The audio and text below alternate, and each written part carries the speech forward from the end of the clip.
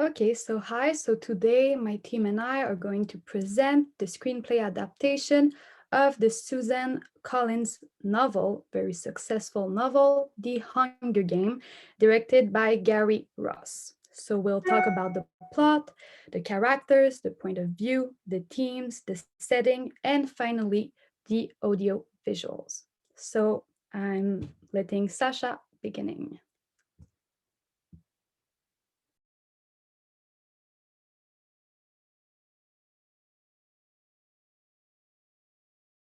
So do you guys see my screen? Okay, perfect. So I'm going to start with the plot of the Hunger Games actually. So the story and everything that's going behind it. So I want to start my presentation with the quote that actually hit the screen really fast in the movie. Is the quote may the odds be ever in your favor. So that's a quote that's going to be said through all of the movie and will be following the whole plot actually. So where the movie starts. So the plots actually settle in a district, so District 12. So actually, there's a lot of districts, and we actually learn that districts are places where people don't really have money and are really poor. Some of them actually need to hunt to be able to eat, and they don't eat as much as they need to actually. So, the whole story of the Hunger Games is about a celebration that is made by the capital. The capital is like a big city among the 12 districts where all of the rich people live. So it's really a two-class thing. There's the capital and there's the districts. So yeah, the Hunger Games are the celebration, and they say that the Hunger Games are actually a way to keep peace among districts and capital.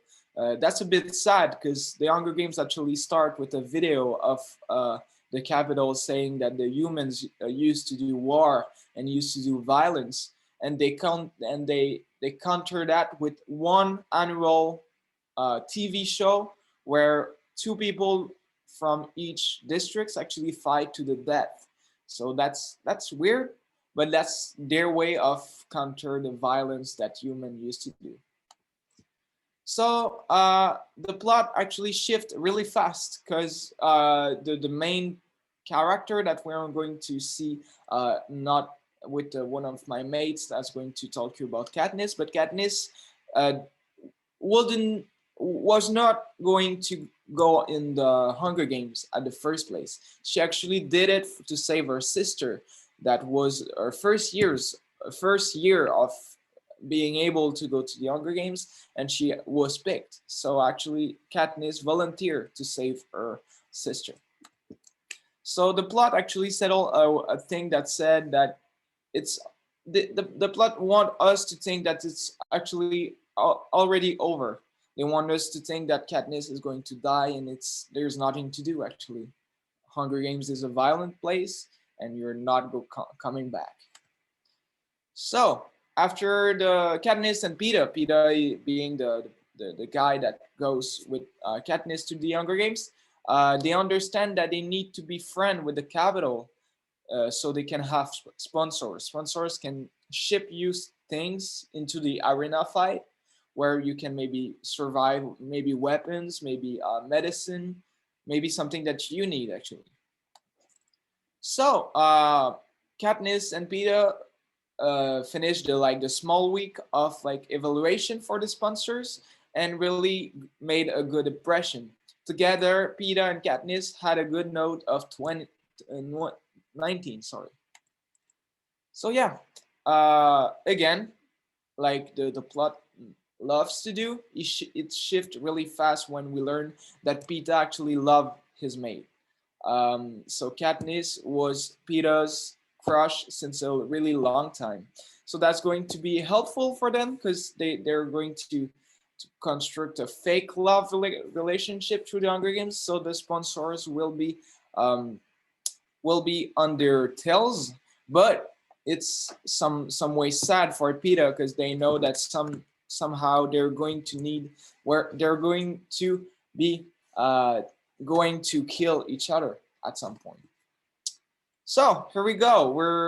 We start the seventh four Hunger Games annual celebration, and we see that Katniss actually managed to survive a bit. And during the Hunger Games, the rule change in live, and they say that the districts can actually win in duos. So that's why Katniss is going to run in the forest to find Peeta and try to win together. And that's not going to last for long, because at the end, when Peeta and Katniss will actually win the Hunger Games, the rule will change again, and they will actually need to kill each other. But they won't. They will actually do a thing that will shift all of the story. They will do a fake suicide. Sorry, um, and they're going to make the rule change again, and they will win in duo like they supposed to. So I want to finish with a IMDb review, saying that the Hunger Games are based on a book, and where things already go wrong, it is loosely based on the book. I just will refer to the dogs at the end of this flick. Here they are created by the masters of the game. In the book, they are the dead that resurrect into dogs. A big difference, and also one of the reasons that shows it was made for the youngsters among us. While the books have a lot of blood and gore, the flick doesn't show us anything like that. I know the review seems a bit negative, but I want to say that they say that the movie is really not the same as the book, but most of the reviews says that in the end that they actually had a really good time watching this movie. So that's going to be over for me. I'm going to let you with one of my mates.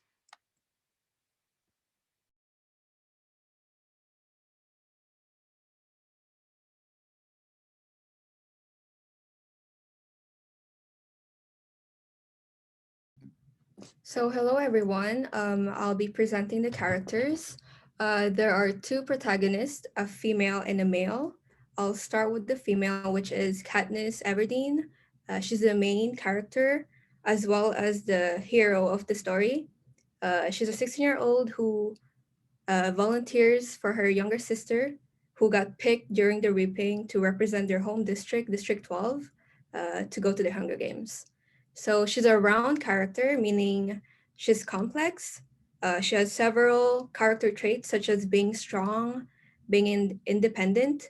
It is mostly because she has been the provider of the family ever since her father died. She's also a dynamic character because her character has an evolution during the movie, of course. Um, her her motivation changes. At first, she enters the game by like with the only goal, the only intention of winning, of course, surviving, and to rescue her younger sister. But like later on, uh, she starts to try going beyond the capital's rules, the game's rules. For instance, this scene right here, where she commemorates Rue's death, a fellow tribute with the flowers. Her purpose is to cover the wound, of course, and also to attempt to show the capital that they are responsible for her death and also like for everything, basically. Next is the male protagonist, Peeta Mellark. He's the male tribute of District 12, along with Katniss. He's also a round and dynamic character because his character shows growth in the story. In the beginning, he sort of doubts himself, but later on, he becomes stronger and braver. Um, However, he tries to stay true to himself and his belief. Um, for example, in his dialogue, quote unquote, um, I just kept wishing I could think of a way to show them that they don't own me. If I'm going to die, I want to still be me. He basically wants to do something to shame the capital, to make them accountable for everything. And to show that he is more than a piece in their game. Oh, and also I want to highlight the complete contrast of their characters. Uh, Peeta's family owns a bakery, so he never really goes hungry nor struggles, unlike Katniss, who wants to go hunting for a living and to provide for her and her family. Following is the antagonist. So although the fellow tributes are who Peeta and Katniss are against with, the real antagonist is President Snow. He's the one responsible for the poverty in all the districts and, you know, the Hunger Games itself. He's a flat and static character. He doesn't really change at all in the story. He is consistent with his belief and his personality. Um, Obviously, he doesn't root for any of the tributes. He definitely just wants all the natural resources that the districts have, such as coal, grow crops, and minerals. And for the line that I found on the movie, I quote, "Hope, the only thing stronger than fear." So the hope represents Katniss, since she's like not the typical tribute. She's not scared to go beyond the rules, and it also kind of symbolizes revolution, which is something that President Snow is scared to happen. Moving on to the minor characters. All of these characters are minor, of course. They are flat and static. They don't really show any progress in the story. So yeah. Lastly, the reviews I read, they both praise the characters, but mostly Katniss. So just to sum up what they said, the first review, Trevor states that Katniss is revolutionary, and then the other one, Johansson, describes the movie, the characters, as intriguing and well conveyed. Thank you.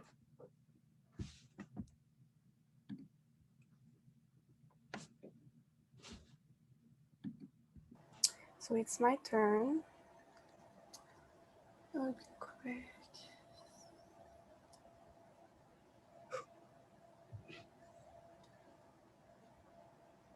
Is it okay? Can you see it? Okay.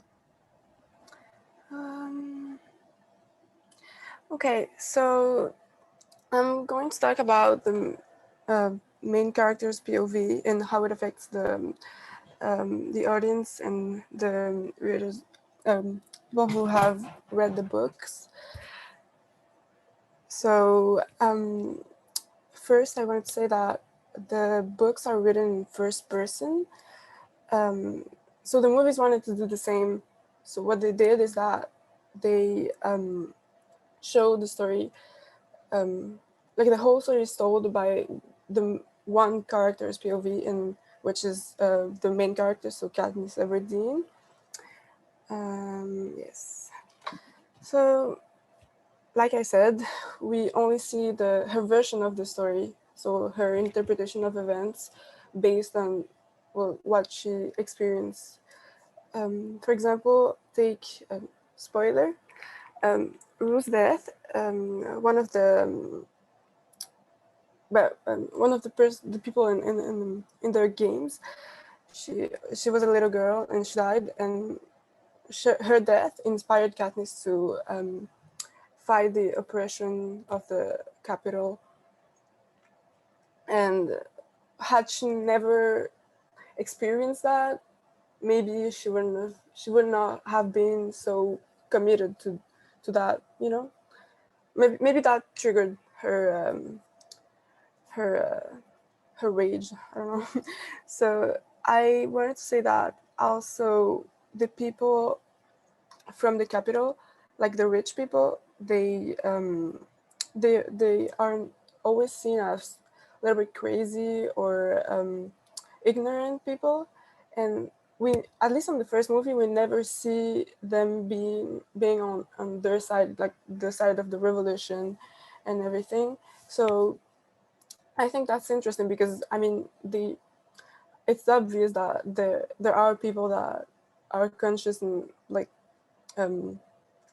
know that there are people who are not being treated right in the country, but Katniss doesn't see them, so we don't either. So we actually learn with her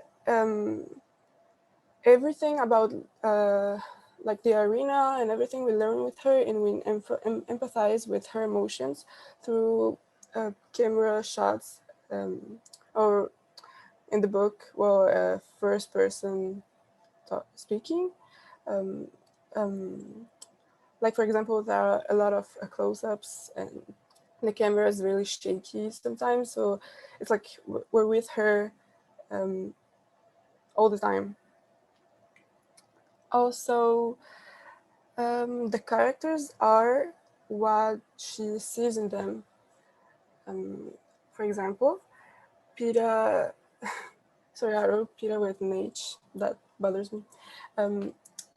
Peeta's kindness, he is like the kindest person she has ever met. And I think I read somewhere that maybe some of you guys said it, I don't know, but like Peeta was anyways. So there was that scene pretty early on the movie that Peeta hands her a piece of bread, and because she was starving, and that was like yeah, I wouldn't say that she owes him. I feel like after that really marked her. So she feels that she owes him for that. And the director could have shown any other scene to like show the audience that they knew each other, but he chose that scene because it represented like what the character was and the importance of that for her. So there is a quote from the book.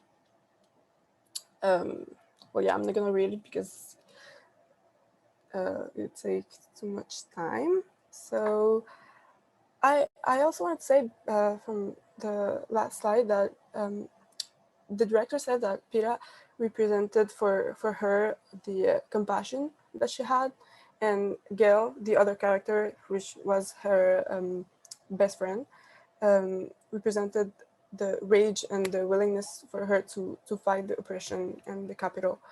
So I feel like that's really interesting, because I feel like the characters are the other characters besides Katniss are don't have that much room for uh, growth because of that fact, like what she sees in them. So there are some exceptions where we can see the story from another character's perspective. For example, on Rue's death, the camera, it's placed on like as if it were her eyes. So it's like we're dying with her when she dies. We can hear like the Katniss singing, and her looking at the trees and everything. It's really beautiful. So, but I feel like even though it's like we think it's about Rue, it's really about Katniss, because there was a similar scene at the beginning of the movie when with her sister, she was singing the same song, and she was really, her sister was really had a bad dream. So it's like really personal for Katniss. So even though it's about someone else, it's still what Katniss sees, which is, well, her sister, and what could have happened to her if she were there. So in the end, Katniss, it's like the less expressive character in the movie, but she shows her emotions with well, her emotions are shown with the images and what she sees and what we see about her. Also, I feel like in the books, I know there are way more details about her emotions and what she feels and everything, which in the movies are shown like through pictures. Like Sasha said, like there are a lot of people that read the books and thought that it wasn't really the same. So it's because of that a lot of people didn't like the movies. But I feel like that's not the point. Like they didn't want to recreate the books exactly. Like they had to bring something else. They could not have been just the books in a picture, you know. So I feel like they complete each other. It's really interesting in it's perfect like that, I feel like. So I'm done. Let me just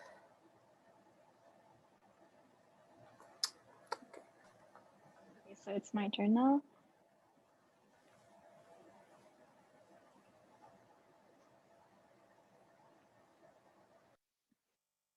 Okay, so for the team, in the film Hunger Games, several themes intersect, such as violence, friendship, and courage.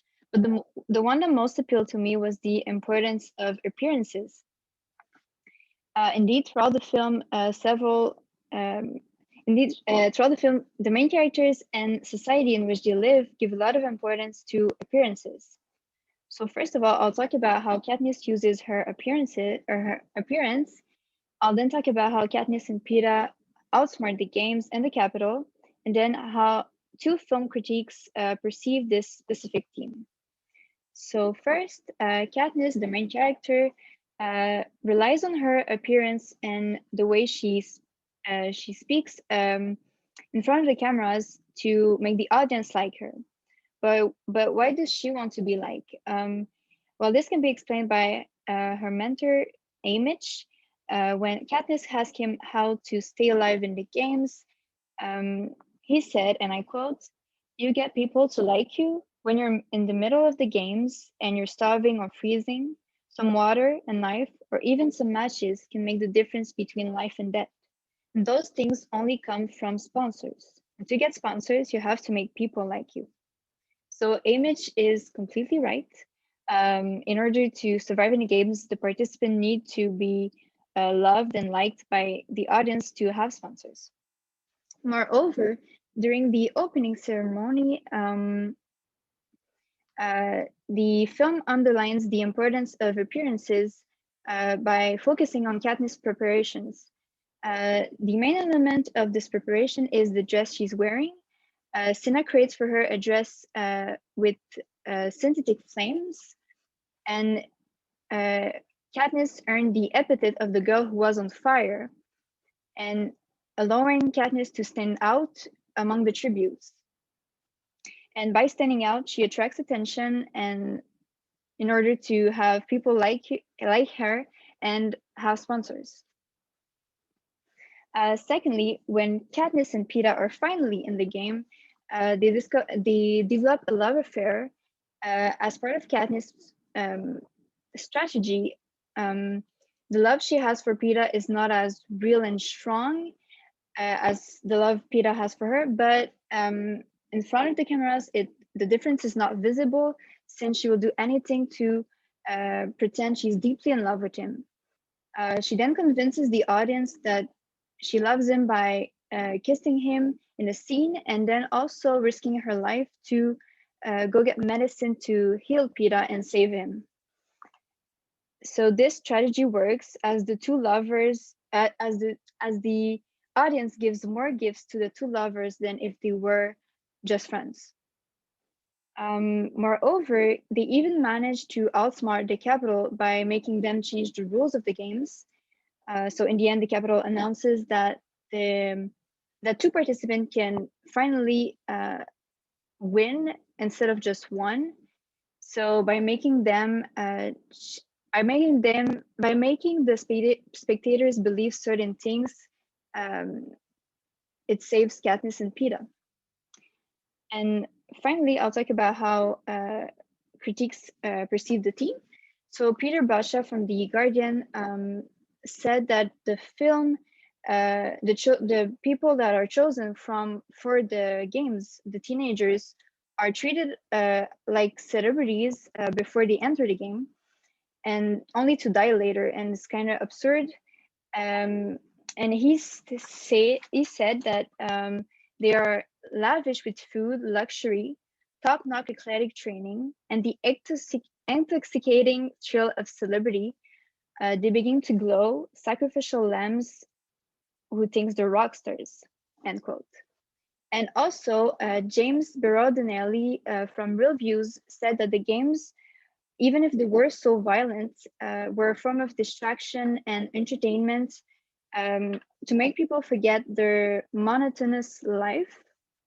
And he also said that the Hunger Games is darkly critical of the public's embrace of the violence of the reality shows, and paints an ugly portrait of human fascination with celebrating the suffering and death of others. So both of these two film critiques reinforces the theme of appearances. As with fame and wealth, society tries to make people, the spectators and even the participants, forget the cruelty of the games as they head towards their death. So that's it. I'll stop sharing.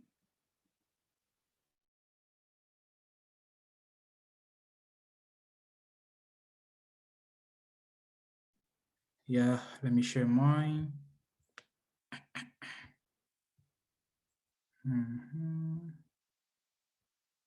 Can you guys hear me? Okay. Hello, class. I'll be talking about the settings of the Hunger Games. A brief intro of the planetary context. Before going deep into the setting, I'm going to give a brief summary of the planetary context. Modern civilization, as we know it, was destroyed when the face of the world changed. This led to the end of the world, most likely due to natural disaster that were caused when all these changes came. North America land mass end up surviving, although it got significantly smaller as the level of the sea rose around it. North America was presumably the only inhabited landmass on Earth. The people that survived eventually formed and established a nation called Panem. As the nation grew, they were able to split up the country into 12 districts. Each district had a main industry. They will fulfill the growing needs of the nation. The first topic will be the first scene will be in District 12. District 12, considered as the poorest district, the District 12, the 12th district is in the Appalachia, and it is where our two protagonists, Katniss and Peter, are from. According to Vandom, a film review website, it is also known as the coal mining and district. It is surrounded by a 20-foot high electric fence. Katniss' homeland is a dry and dreary place. The skies is gray. The shelter they live in can hardly be called houses because the whole place is dirty. And also money as well as food is scarce. It is surrounded by a mile of woods where there are wild animals. The district has different sections such as the Merchant, the Seam, the Hope, and the Hall of Justice. The second scene is in the capital. Surrounded by the 12th district, it is not considered as one, but rather as a separate city. It is in the western and the mountainous part of ancient America.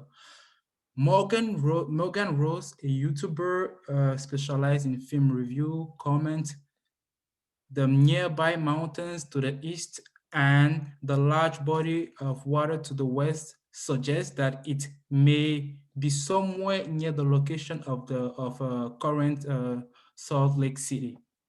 The location of the capital is very important for the story because the Rockies also act as a natural barrier and served the capital well allowing its air force to bomb to attack rebels who tried to invade the city during the dark days. It is in the capital that the 12 districts are ruled, the Hunger Games are organized and celebrated. The last scene is in the arena. That is where 90 to 80 to 90% of the film takes place. The contestant train in the arena where all the game takes place. The arena is a large outside arena enclosed by the force by a force of field which makes escape impossible. Each arena is differently elaborated by the game maker and could include any type of field and wildlife. There is a large lake and large wooded area where most of the tributes set their camps. There is also a magi and a rocky area with many caves next to the stream. There are also several animals such as tracker jackals, mocking jays, and wild ducks. The game maker changed the temperature in the game periodically and set up various traps, such as fireballs shot by trees. In the arena, there is also an open plain surrounded by a lake that runs through a deep forest. Also, the arena is designed differently each year, but this year, the 24th Hunger Game, it has a thick forest, flowing streams, hills, cliffs, and a whole lot of obstacles. The game maker are constantly throwing curveballs at the tribute, whether it's to weaken them, to bring them together, or cause more action in the game. There are also animals to hunt, such as rabbits, but there are also deadly predators, as I mentioned, like tracker jackals and muted wolves. All in all, the arena of the 24th Annual Hunger Games is somewhere nobody wants to be. Thanks. Okay, so no, not a lot of time left, so maybe it's gonna cut, but I'm gonna do my best to do my part. So, okay, so now I'm gonna talk about the audio-visual aspect of this movie. So two aspects, the visual, what we see, and the audio, what we hear. In fact, we often pay much more attention towards the visual than the audio. Indeed, I have watched the Hunger Game movie so many times, and perhaps I have never really realized the incredible work put in the audio of this movie. So with that said, I'm going to focus on the incredible sound design of the Hunger Games. So let's begin by establishing the three sound categories. So first of all, we have the dialogue, so used to create relationship and communication among the characters of the movie. After that, we have the sound effect, so everything that is added in post-production. And the music is also often added in post-production. So a few examples of music in the movie, we have Abram's Daughter, Tomorrow Will Be Kinder, and Nothing to Remember. So I have divided the sounds in the Hunger Game movie in two types of environment. First of all, we have the city, so where we have the District 12 and the capital. Second, we have the nature. The nature is the forest where Katniss hunt, and of course the arena where most of the movie take place. So in this District 12, we want to recreate not only with the visual, but also the sounds, a poor and unhealthy environment that contrasts with a wealthy and luxurious capital environment. So basically, the sound crew use different techniques and sound to contrast the two city environments. For the nature, well, the two environments are pretty similar, a forest, but the emotional setting of those two forests are quite different. The sound design is able to create two different types of moods. So indeed, we have a calm and relaxing feeling in the hometown forest of Katniss by the use of wind, river, birds, peaceful sound of nature, versus a spooky sound effect that are layered to create a stressful environment. This is the case in the arena forest, where the spectator feels fear and tension, whether it is the fire that attack Katniss, the finale with the dogs, the fight in the arena, or the extreme music. Like James Berardinelli says in Real View, the contrast that is created between those two environments is well thought. To continue, Lon Bender, the supervising sound editor, said that they really tried to relate the sound to how the book was right. They wanted to recreate this intimacy and the Katniss point of view in the South. Because indeed, like Paula said, it was right in Katniss' perspective. So the main goal of the director, Gary Ross, was to make the spectator feel like they were inside the mind of Katniss with the sounds. Finally, I think that the sound design was able to create a very sincere atmosphere and to connect with the audience. A proof is a few iconic sounds that everyone that have watched a few times the Hunger Game can relate to. So we have the cannon boom when a tree has fallen. We have the memorable Happy Hunger Game and may the odds ever be in your favor, a quote from Effie. And we have the Mockingjay whistling. So thank you for listening. I hope you like it, you enjoy, and you learn a lot of things. And don't forget to go check out the movie.